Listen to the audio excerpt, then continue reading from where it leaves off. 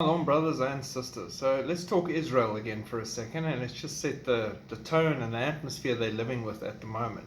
So the first story we have here is Israel's Foreign Minister Cohen says peace with Saudi is within reach.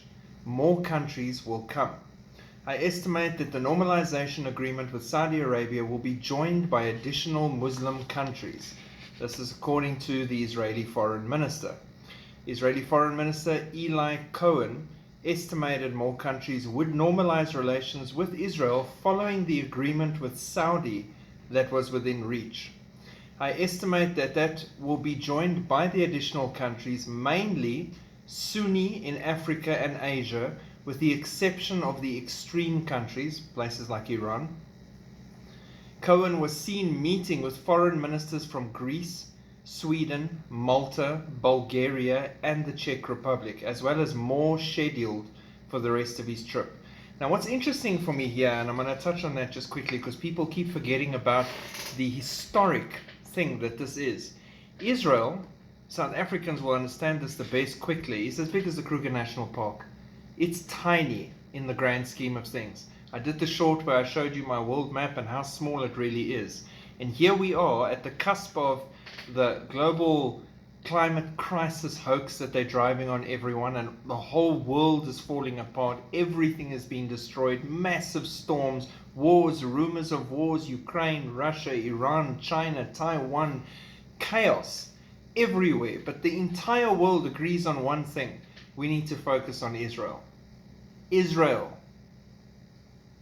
That's like saying there's a 20-car pileup on the left-hand side of your house, but we should really focus on the glass of water in the backyard because it's an important glass of water.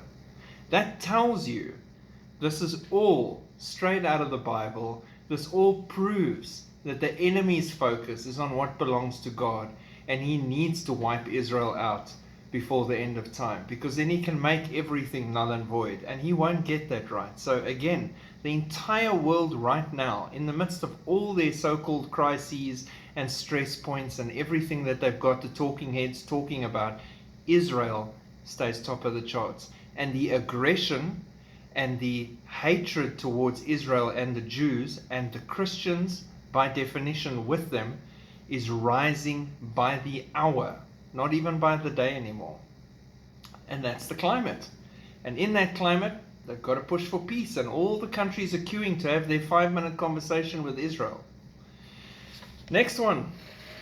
Israel's Netanyahu to meet with Biden in New York. Location is seen as a sign of U.S. displeasure.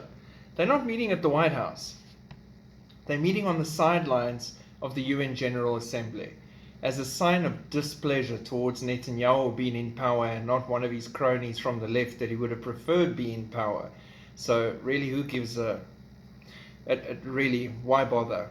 We really don't stress about what Biden thinks about anything. America is not even impressed with Biden. So why do you think your show of displeasure and moving this to the sidelines of the UN General Assembly is going to freak Israel out and be a slap in their face? It is a public show to the enemies, though, that Israel and the US are not sitting together anymore or having each other's backs in that sense. Netanyahu had been a frequent visitor to the White House over the years, and Israeli leaders are typically invited within weeks of taking office. Meeting at the White House symbolizes close relations and friendship and honor, and the denial of that shows exactly the opposite, said Eitan Gilboa, an expert on US-Israeli relations. This is not going to be a pleasant meeting, Gilboa said. It's going to be a sour meeting. The White House was tight-lipped ahead of the meeting on Wednesday, declining to offer any details on the agenda, although we can guess. Biden administration officials have repeatedly raised concerns about Netanyahu's contentious plan to overhaul Israel's judicial system, and that is one of the main topics to come up. Again, what right have you to meddle in Israel stuff when you can't even run your own country in America properly, and you're doing a really good job of destroying it? The White House said Wednesday's talks would focus on shared democratic values There's not much of that left with the way America's gone. For a more stable and prosperous integrated region. New World Order, one world, everybody working together. The meeting comes at a time of cooling ties between Israel and the Democratic Party. Biden administration officials downplayed that the meeting is being held on the sidelines of New York and not Washington. Netanyahu expected to eventually get a White House invitation, though timing of such a visit would depend on how Wednesday's meeting goes. Topping Netanyahu's wish list will be discussions on U.S. efforts to broker the deal establishing full diplomatic relations between Israel and Saudi Arabia. Now that whole conversation brings up the whole dividing God's land issue, which is what America's pushing for really, really hard, and the creation of a Palestinian state. That's all part of this discussion process. And I think Netanyahu will probably bite if he gets what the Crown Prince was speaking about in his pre-meetings, that Israel controls the Temple Mount and looks after it as a place of worship for both and all three. And then they can build their temple possibly on the half that they wanted to do and control the other half for the Muslims. And everybody is supposedly happy. Now, if that is allowed and that is part of the deal, I can't see why he wouldn't sign. But by signing, he's going to cause major chaos, because you shall not divide the Lord's land.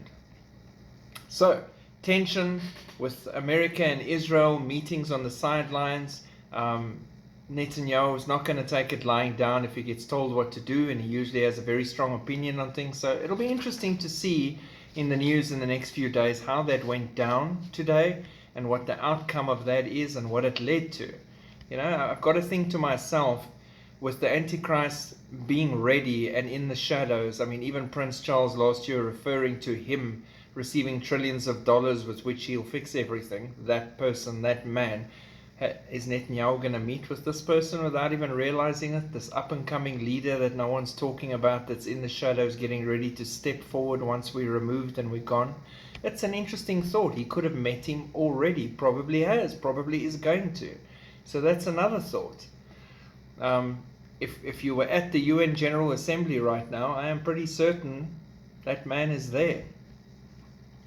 Then, the climate in Israel at the same time right now, while this whole summit is going down. Police are urging gun owners to carry at synagogue as terror alerts have spiked in the high holidays. We've just had Yom Teruah, the blowing of the trumpets or the shouting day, and we're heading straight towards Day of Atonement with the 10 days of awe worked into that. We've discussed that on my previous video about Rosh Hashanah, Yom Teruah. So look at that again if you missed it.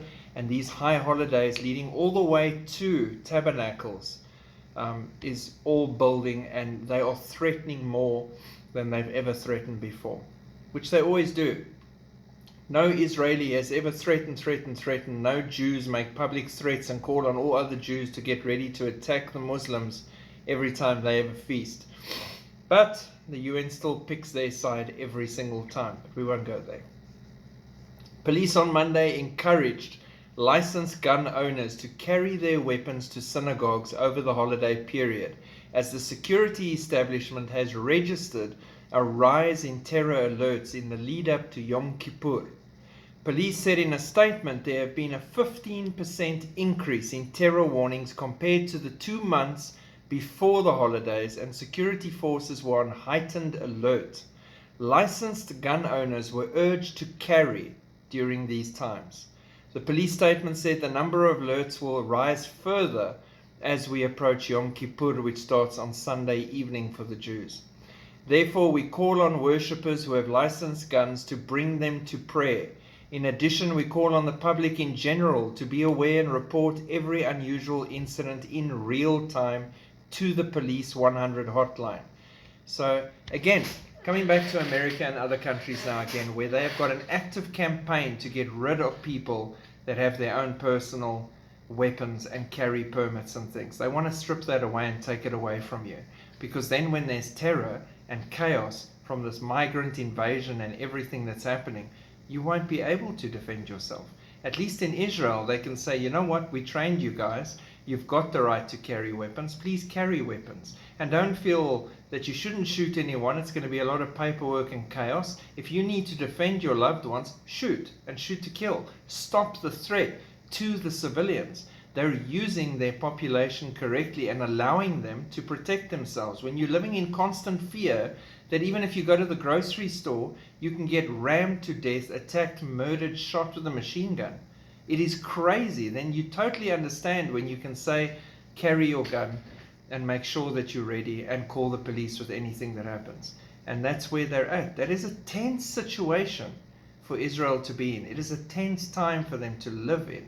So pray for Israel, pray for the peace of Jerusalem, and just thank the Lord that we have Jesus Christ in our lives and we're expecting to see him again soon. God bless. Keep looking up. Shalom.